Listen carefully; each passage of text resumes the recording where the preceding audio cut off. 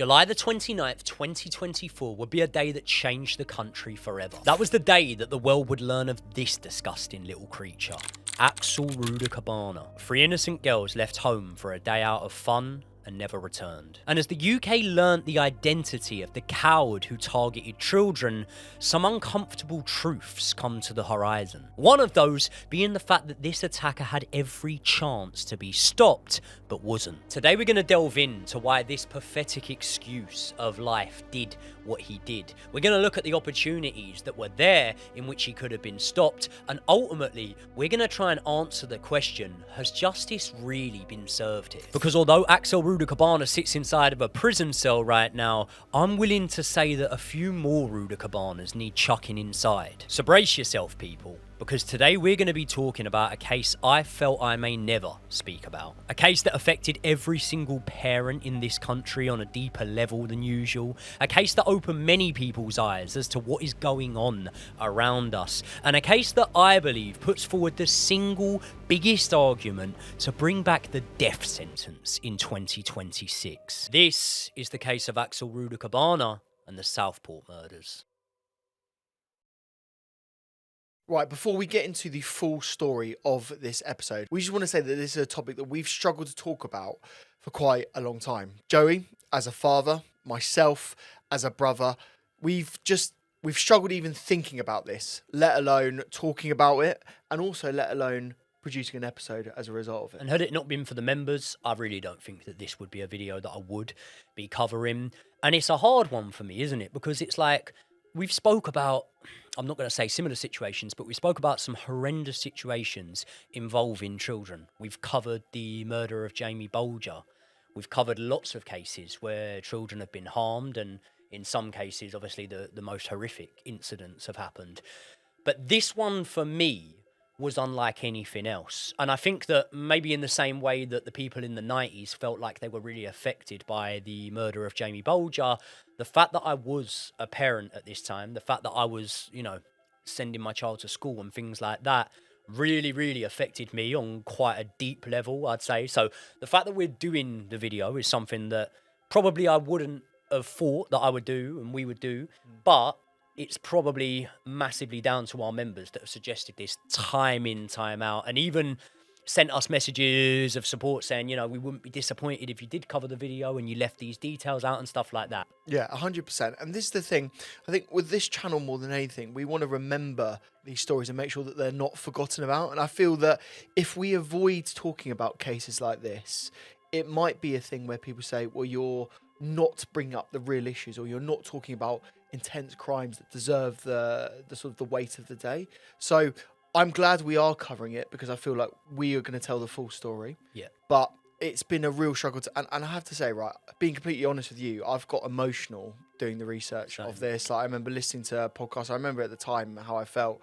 And I just think of my younger sister, think of your kids, and yeah, I just find it absolutely gutting. But we wanted to cover it. And we feel like we're going to do it justice. But before we get into it, I do just want to pay our respects to the victims. Obviously, 3 young girls lost their lives. And their names are Bebe King, Elsie, Stancombe, and Alice Aguiar. 3 innocent girls that will be remembered forever. And we're going to leave a link in the description of this video for 3 different charities. And each one of those corresponds to one of the girls. And if this story has touched you in the same way that it has us, then please do consider donating to those charities. And before we start, I just want to say that we're not going to go into the details of the attack on the day itself. And the reason why we're doing that is because, quite frankly, we don't want to talk about it. We don't want to give it any oxygen. And also, we just find it really, really difficult. So we're not going to go through the actual attack itself, but we are going to explain everything else that happened around the Southport attacks. Right, Joey, can you tell me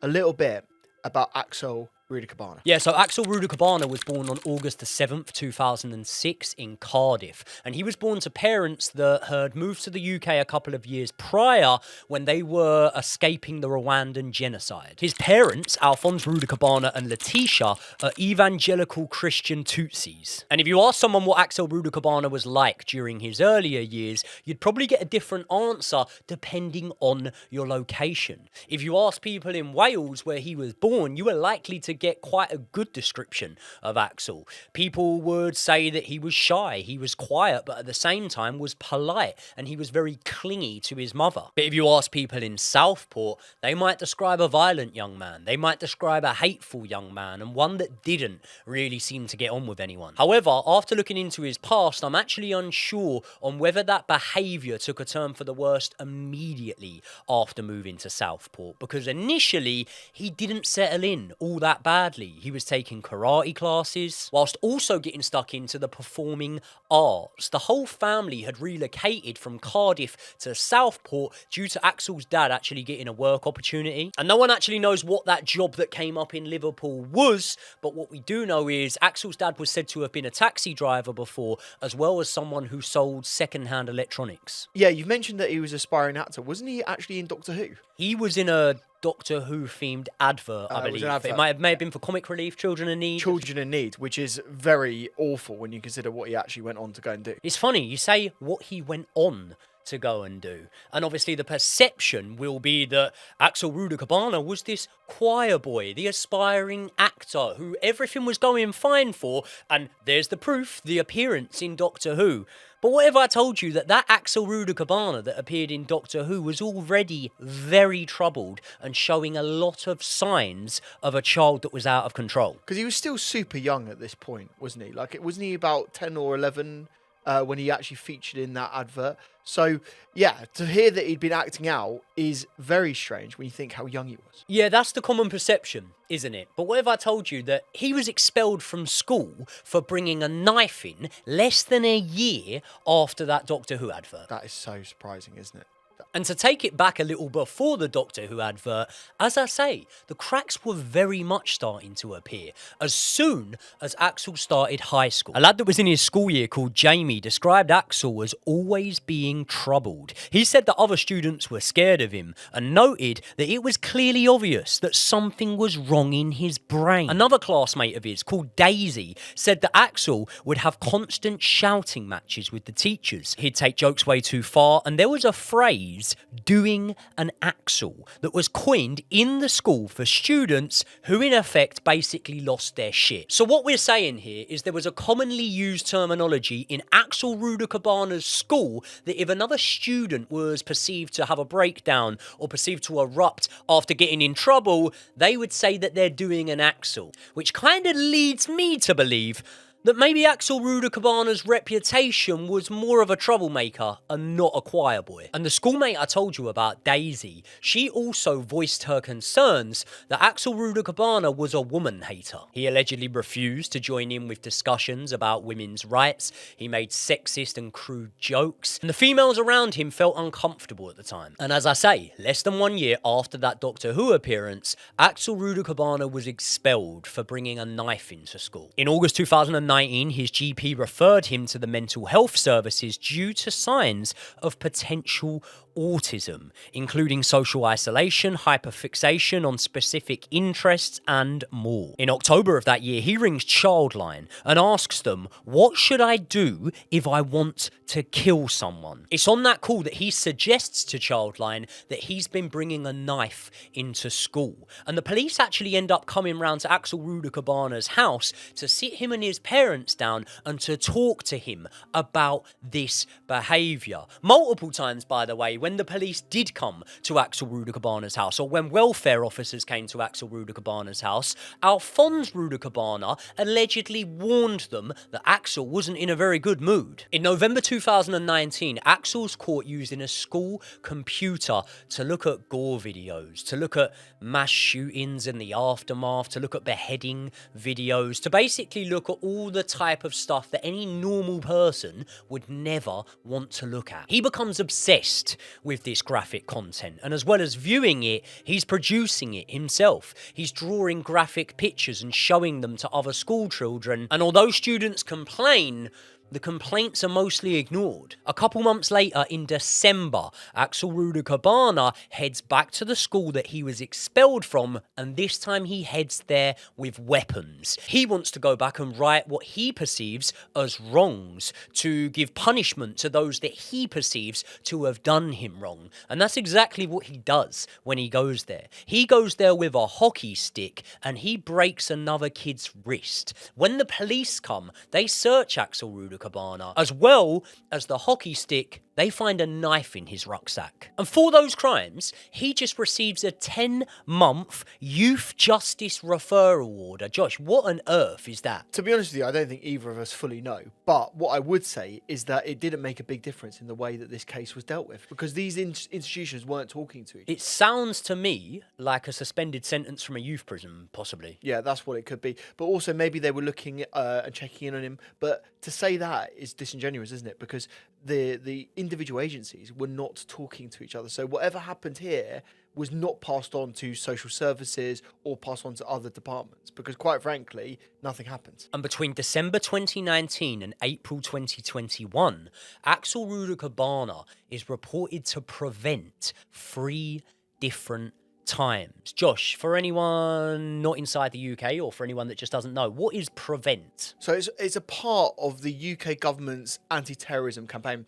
and what it's meant to do is stop people from becoming radicalised and then going towards terrorism. Well, then we move from prevent being called to the police being called, because between December 2019 and May 2022, the police are called to and visit the home of Axel Rudakubana on 5 separate occasions. In November 2021, the police had to visit the Rudakubana house once again, and this was after Alphonse apparently rung the police on his son. He said that Axel had gone into a fit of rage after someone had unexpectedly knocked on their door. So this could be a charity worker, it could be Jehovah's Witnesses, it could be someone asking for signatures for a petition, it could have been anything, but that knock at the door, being unexpected, sent Axel Rudakubana into a huge fit of rage, and Alphonse then calls the police. He actually calls the police again to say that Axel has now calmed down. And 3 weeks later, he calls the police once again, this time because Axel Rudakubana has kicked his car. The police come to his house, the police speak to Axel Rudakubana, and Alphonse decides not to press charges. A few months later, Axel's mother rings the police. This is to report him missing because she hasn't seen him. But at the same time as that, the police already know where Axel Rudakubana is. He's upstairs on a bus after refusing to pay the fare. And Josh, no prizes for guessing what? What do you think the police found inside Axel Rudakubana's rucksack on that bus? I'm guessing it was a weapon. It was a weapon. It was a knife. Multiple times, this kid's been found with knives on him. Multiple times, he spoke to Prevent and he's told them about the dark and twisted fantasies that he's having. Multiple times, his dad's had to stop him from going and carrying out attacks, or he's been successful in doing so. Multiple times, the police have been to his house, but Alphonse Rudakubana doesn't realise what a threat his son is. And his parents were deemed that incompetent that the police had to go and have a chat with Axel's parents, not Axel, about safe handling of weapons. A month later, a form tutor from Axel's school visits the family home with their real grave concerns about Axel. And when they're speaking to Alphonse, they say, "Can we speak to Axel?" And Alphonse Rudakubana says to them, "I don't think that's a good idea. Axel's not in the best of moods." Do you know where my mind goes to straight away there? Go on. Control your fucking 8-stone son. Who gives a fuck that he's not in the best of moods? He's a little, skinny, scrawny fucking kid. And you're an ex-military man, are you not? You're someone that fought in the Rwandan genocide. Why weren't you able to stop your son from handling weapons? We'll get into that in a minute, but that's where my mind goes to then. By early 2023, Axel Rudakubana is said to have stopped receiving help from care workers who had been treating him in relation to his mental health. At this point, Axel Rudakubana is now refusing to wash. He's refusing to leave the house. He's spending hours each day watching the most disgusting gore videos. He has an Al-Qaeda manual in his bedroom. He's making ricin. And where are his parents in the meantime? They're in the living room. They have completely failed in their role of authority to an extent where most people with half a brain inside their head do have to ask the question, did they even fail? Because what I'm seeing are the actions of people that to me just don't seem bothered. And I think at this point, you lot can probably tell that I'm getting a little bit too worked up over here. So we're going to swing it over to Josh. And I do have to thank you for this because you're going to cover the most horrific part of the case. And I specifically said to you that you need to do this if we were going to do it. Otherwise, I wouldn't be covering this case. So thank you for doing so. And obviously, it's probably best that we speak to the audience right now and tell them what we're about to speak about. Yeah, 100%. So what we're not going to do is go into the granular details of what happened on the day of the attack in Southport. But what we are going to do is explain the events around it. What I want to say before we go ahead now, that this element of the story is incredibly sad and disturbing. So we would not begrudge you at all if you wanted to switch the video off right now. We'll see you next week, and that is absolutely fine. But before we go on to the day of the attack, why don't I take you a week earlier, where Axel Rudakubana continues his incredibly strange behaviour. And that's because on the morning of the 22nd of July, Axel walks into his father's bedroom holding a knife. He walks over to the bed and starts attacking the bed, suggesting that if Alphonse doesn't give him another knife that he wanted, then he would continue his destructive behaviour. In the living room, Alphonse also sees a jerry can, and Axel asks him to fill that jerry can full of petrol, which leads Alphonse to believe that he might be using it for a potential arson attack. Meanwhile, earlier on, Axel had booked a taxi under another name and he planned a 15-mile journey to a former school. The former school that he was expelled from just 5 years earlier. The taxi pulls up and Axel starts to make towards the vehicle. But before the cab actually moves off, Alphonse goes towards the driver and pleads with him not to let Axel both get in the car or even drive away. And neighbours reported that this exchange got incredibly heated, so much so that the cab driver actually refused the fare. Alphonse gives him £5 and basically says for him to go away, and that is exactly what he does. Axel returns inside the home and begrudgingly starts to walk upstairs. As he does, he says to his father, "Next time you stop me, there will be consequences." Now, I just want to make it clear at this point that he knew that Axel had a troubled history of violence, but not only that, he also knew that Axel had an arsenal of weapons, including various different knives, a bow and arrow, a sledgehammer, and the jerry can. Despite all of this, he did not report what Axel was doing to the police on the 22nd of July. The reason for this is, well, he said that he didn't want Axel to be taken by social services or arrested by the police. Now, what we haven't said so far is that Axel was under the care and under the supervision of the Child and Adolescents Mental Health Services, and he had been under their supervision for several years. But a day after the taxi incident, on the 23rd of July, he was disengaged from that program. And that's because they had no idea of the events that happened the day before. And they disengaged him from the program because he had stopped showing up for appointments. And even when he had been there, he wasn't talking to the psychologist and he wasn't actually speaking or engaging in the program in any way. And despite there being loads of red flags, the social isolation, the keeping away from various people, and the incident at the school 5 years earlier, he was actually deemed to not be a risk to others by this service. And I think this is important based on what we were discussing earlier on about the fact that these agencies didn't talk to each other. And I think there's gross negligence being on the part of various different people. Obviously the family, which we'll get onto later. The fact that this person was actually disengaged from these services at this point is absolutely disgusting. Even more so in hindsight, but also knowing what we know now. So fuming about not being able to get in that cab and actually take part in an attack, which is believed to be what Axel wanted to do, he goes to his bedroom and he starts to formulate a new plan. He used Alphonse's details to purchase various weapons, including another knife, which was a 20cm chef's knife. He also researched local events, including several involving young children, and he was even looking up more disgusting content online. Then on the 26th of July, his brother Dion returns from university. He speaks to his father, Alphonse, and Alphonse seems even more scared than he usually is of Axel. And the fact that we're even saying he's scared of his own son tells you quite how bad Axel's behaviour had gotten. And Alphonse even says to Dion, your brother is dangerous, he can kill you.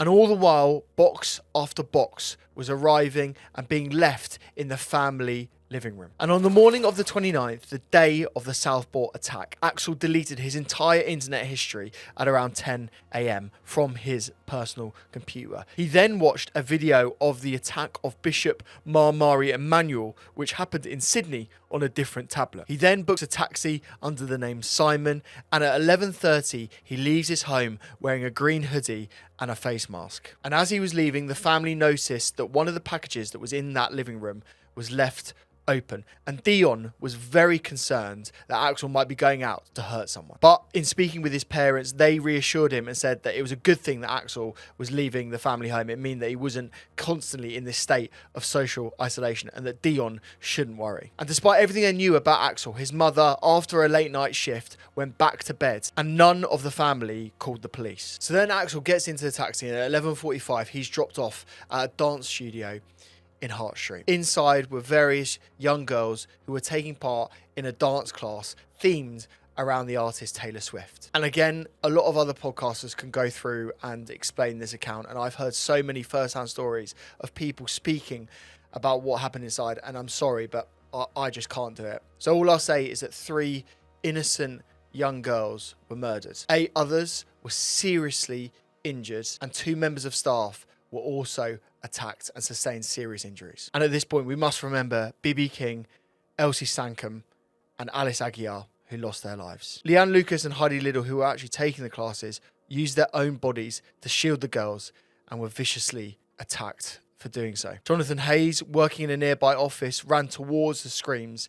He tried to disarm Axel, but he was also attacked and fell to the ground. Merseyside police attended the studio, and Rudakubana did not resist arrest. He was tackled, handcuffed, and removed from the building. Our thoughts go out to everyone that was there at the dance studio, to their families waiting outside, and to the young girls whose lives were taken. By 12 o'clock, mainstream news had started to cover the case and was describing it as a major incident that had happened in Southport. Social media also took to the story and started disseminating information. Unfortunately, a lot of this was false. They said that the attacker's name was Ali Al-Shakati and that he was an asylum seeker who had arrived by boat and that he was known by MI6. Also, a lot of AI content was used, and at the time the police were legally unable to say any information about the attacker. But at 6 p.m, Serena Kennedy, who was the Merseyside Police Chief Constable, briefed the public that there were fatalities and significant injuries at the scene. She also stated that a suspect was a 17-year-old man from Banks and was born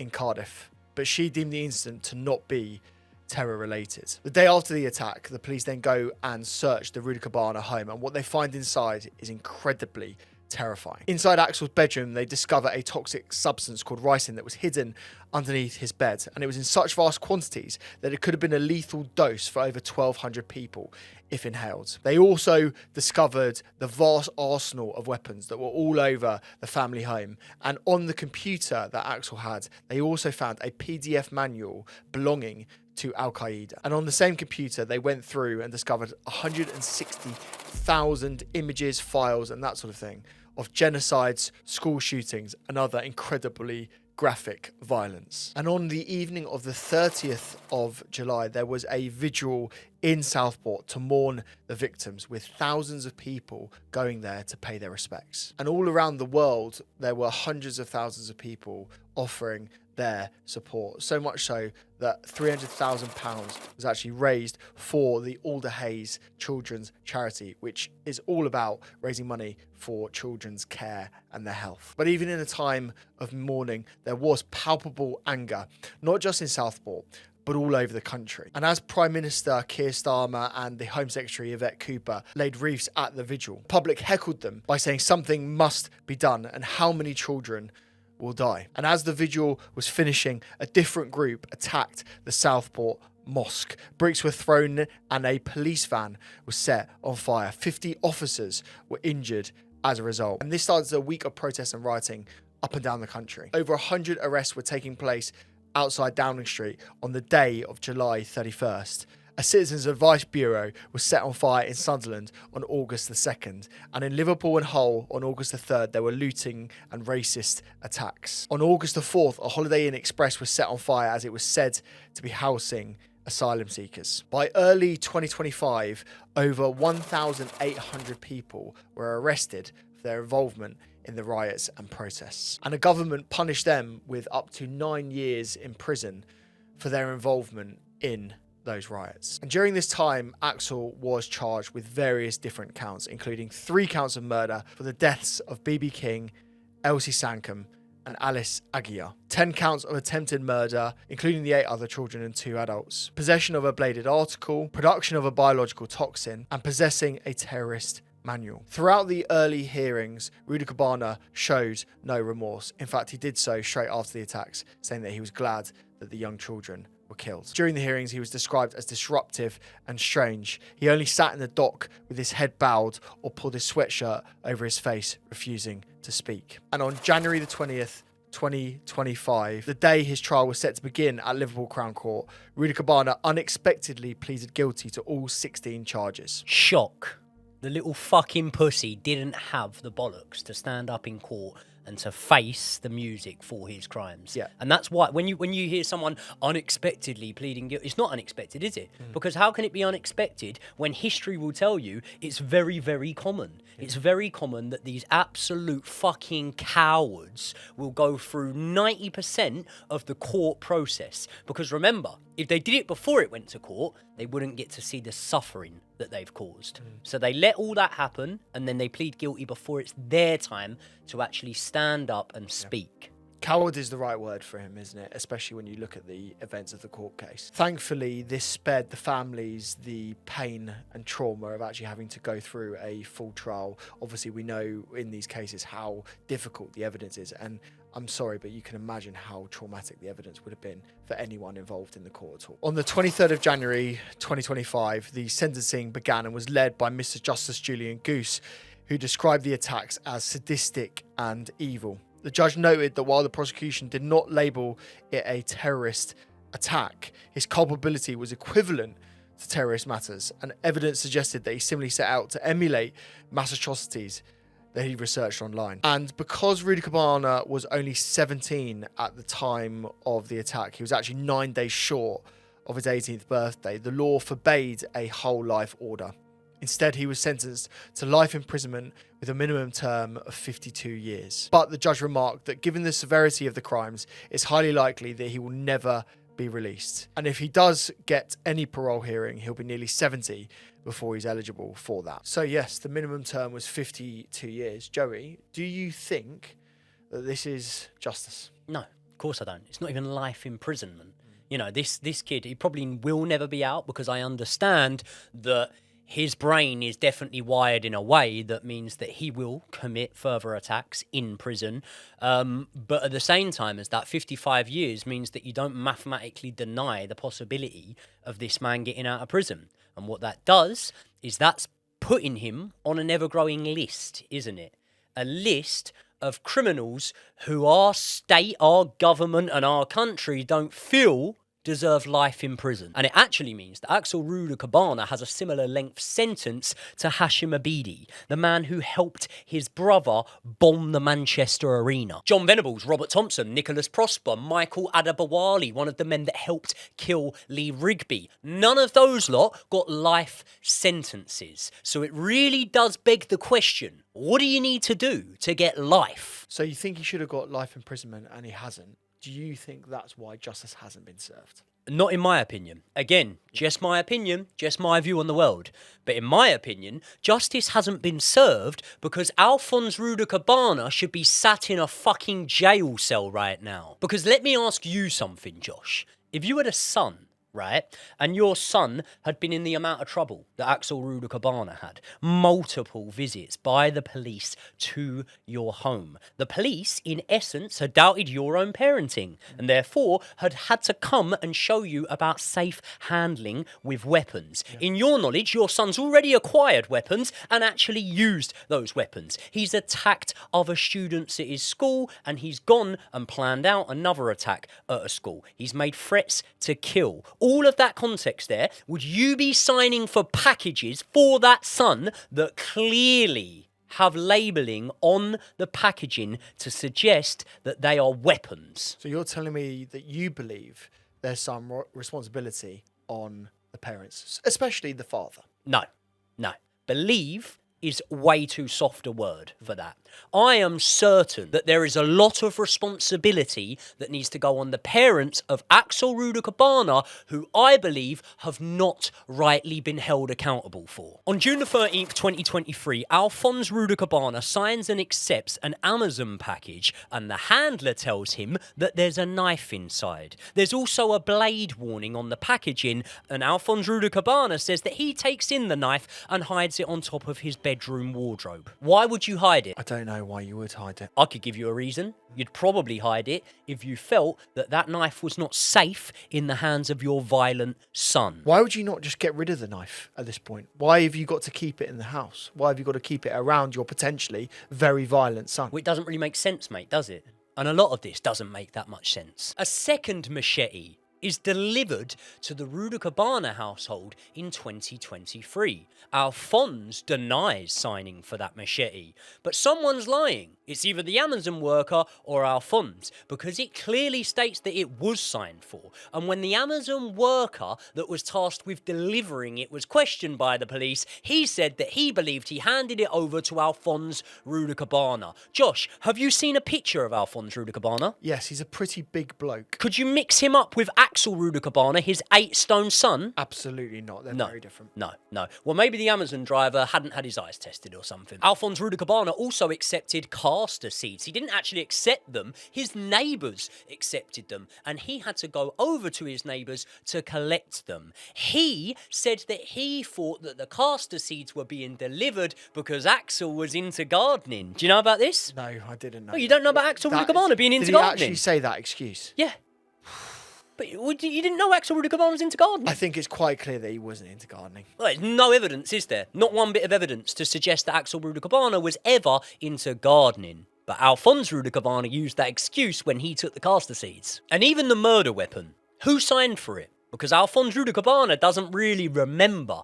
But the Amazon driver again can swear that he handed it over to Alphonse Rudakubana. And during the inquiry, Axel Rudakubana described himself as an obedient servant who had no authority over his son. So I suppose off the back of that, we should just all feel sorry for Alphonse Rudakubana. It must have been awful for him and his family living under such harsh conditions with their son. He also admitted that his fear for Axel stopped him checking his internet search history or checking the contents of packages that he signed for. They're the words of Alphonse Rudakubana, the man that was in his 40s at the time, the man who's a black belt in karate, the man who's a former martial arts instructor, and the man that fought in a war back in Rwanda. He was not able to control his son. Well, I think you already know where I'm going with this. Here's a news flash for you. I don't believe Alphonse Rudakubana. If I had to hedge my bets, I would say that Alphonse Rudakubana probably shares a lot of the same hatred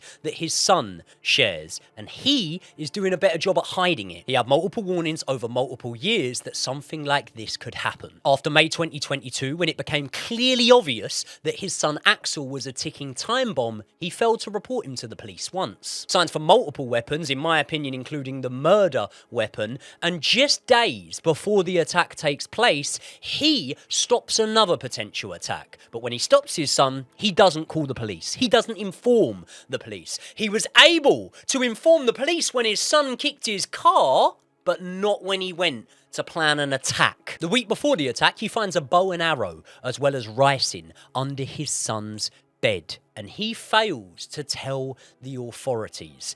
So Alphonse Rudakubana clearly was just in a real sticky situation, you know. He was too scared of his son. He was kind of helpless. And as I say, I suppose maybe we should feel sorry for him, because his biggest crime was not being able to put any authority over his son. Maybe he wasn't able to intimidate his son when his son was acting up. And listen, who would be intimidated by Alphonse Rudakubana, eh? Maybe the female psychiatrist that for the first time in her career had to give up a case that she was working on, and she specifically said that that was because she felt intimidated by Alphonse Rudakubana, which is completely out of the ordinary, isn't it? It's not like Alphonse Rudakubana would ever try and intimidate anyone about his son. It's not like he would speak to Childline and suggest to them that the conversations between them and Axel should have been kept private and shouldn't have made their way into Axel's school. So in my opinion, Axel Rudakubana's family have completely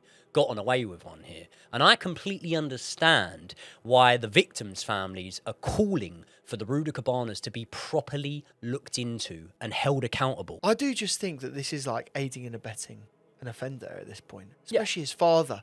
Like, to take all of the weapons in, to hide them, to leave them in the living room. Like, he can play willful ignorance, can't he? He can play, you know, the scared father. But you've got to see through that. Sure. I don't want to make things about physicality and violence and stuff like that more than they need to be, right? I'm not as big as Alphonse Rudakubana. I'm not a black belt in karate, by the way. Do you seriously think that if I was in that situation, I wouldn't be able to put the authority over my son, or to understand that I wasn't able to, and now we need to get the police involved? But this is my point I was about to say. I don't think it is about physicality at all. It's about doing the right thing. And being a parent sometimes is making a difficult decision for the best outcome for your child. And the best outcome for his child in that situation was to get him professional, significant help. And people do this with a lot less. They go and have to do horrible things to their family members, which will ultimately be for the best thing for them. And this is what should have happened in that case. To not call the police after that incident on the 22nd of July is absolutely horrendous. It is horrendous, and in my opinion, it's way too coincidental to be a coincidence, to be a mistake. It's only my opinion here, but I personally think that Axel Rudakubana's parents probably share a lot of the same hatred as himself, and I think that Axel Rudakubana was a situation that got out of control. But again, that's just my perception. So can I tell you a little bit about his time in prison, Joey? Because I'm sure a lot of people will be interested to know what's actually going on. He's actually been taken to HMP Belmarsh, which is in London, isn't it? It's a notorious prison. And the reason why it's notorious is because they actually look after and imprison high-profile criminals, terrorists, sort of very significant violent crimes in there, don't they? Yep. And even though there are various levels of very serious and dangerous people in there, he has been identified as a top tier target for reprisals from other inmates. Now, I'm surprised, Joey, that we haven't actually heard of any reprisals being taken out against Axel already, because I know he's only been in prison for a matter of months at this point. But I do think that there will be various different inmates and various different prisoners that will very much want to hurt Axel, and very quickly. So he's lucky that he's actually been sent to a segregated unit, and therefore he won't be spending a lot of time with other inmates, at least in the immediate term. But that isn't to say that he hasn't been involved in other violent acts, because Axel Rudakubana, during his time in prison, has already attacked a prison officer. And this happened on Thursday, May the 8th, 2025, when Rudakubana allegedly carried out a boiling water attack on this prison officer. And what I will say is that this prison officer is a female prison officer, which goes to exactly what you said earlier on, Jay. That's a real surprise, isn't it, that he's attacking a female. He picks children, he picks females, he picks anyone that he thinks that he has a physical advantage over. Yep. But the little fucking coward could never so much as pick a male to attack. And I'll tell you one thing, yeah? Again, it just goes into my head here. Weird, isn't it? It's a weird coincidence that the only male that Axel Rudakubana has ever stood up to is one that we can't prove, his dad. Weird, strange. Never stood up to another male that we've seen. You're connecting a few dots there. aren't you? Luckily, this prison officer was okay. They got sent to hospital and were discharged on the same day. So the injuries were not too significant, and I'm glad they weren't. I mean, you say they were okay. They suffered scalding. So, yeah. Non-life threatening is what you mean by yes. that. They weren't okay. And as a result of this attack, Axel's punishment in prison and his privileges were hugely stripped back. So much so that they were described as being now to the minimum legal requirements. And pretty much isolation, really, is what he's being subjected to at this time. And as a result of this, he's also facing an ongoing police investigation for the assault. Yeah, and it's definitely lucky for him if he is being isolated at the minute, because that report you read me in terms of him losing his privileges and basically being left with the bare minimum, that's an indication for me that the time's ticking. You look at Ian Watkins, Kyle Bevan, Ian Huntley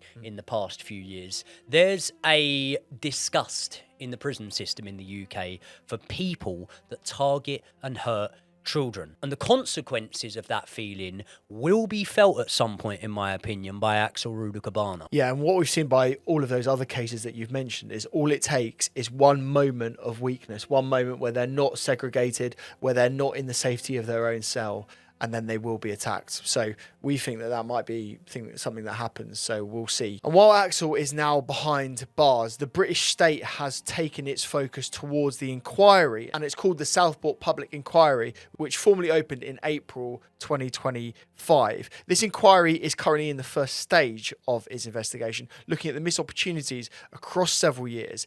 And some of the revelations of the inquiry include that Rudakubana was referred to the government's anti-extremism programme, Prevent, 3 times, as we said earlier on, between 2019 and 2021. And the inquiry is questioning why these referrals were closed without further investigation. They also look at the mental health aspects of what we've described, and it's detailed evidence that has talked about the discharge from the mental health services just 6 days before the attack, which we discussed. Now, a question that I had when I was looking at researching this case is whether the parents were actually being looked into as a result and a direct investigation of the inquiry itself. Now, I thought that they weren't, but it is in fact part of the inquiry that both Alphonse and Letitia are both being questioned about their involvement in this case. The fact that they turned blind eye to all of the weapons that were arriving, the fact that they didn't report what they needed to social services and to the police. So, as much as we have questioned their involvement, the good news, I suppose, is that they are actually being linked and looked into. It's only good news if they do something about it. Yeah. It's not a case of,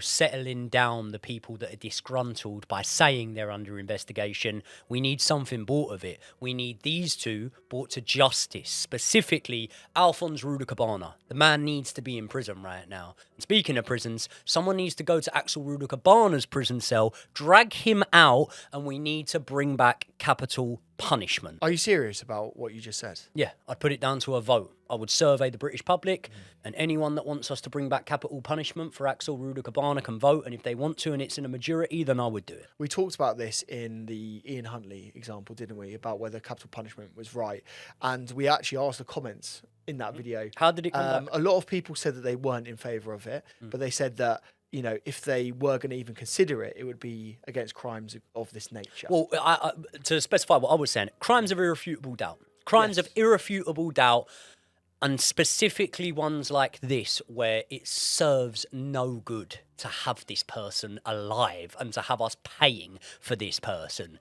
just so that Axel Rudakubana can throw more boiling water on people, so that Axel Rudakubana can absolutely drain our fucking taxes so that we can keep him protected in prison. No.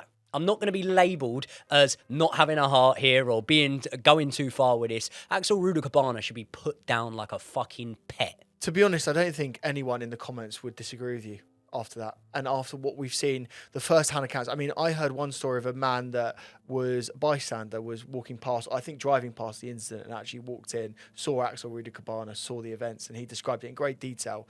And that story was so harrowing. Again, you can't help but feel emotional about it. And I have to say, I'm glad we've talked about this case because so many people were asking us to do it. But I have to say, mate, it really has been very, very hard to do the research, to look into it. And again, I just want to say before we end this, I just want to say my thoughts and prayers do really go out to the families and all of the people involved. There's kids now that have had life-threatening injuries and also trauma for the rest of their lives. And I feel so much for them, let alone all of the families and the actual victims as well. So, yeah, we just want to say, hopefully we've done this case justice. Hopefully we've covered it with sensitivity and with respect.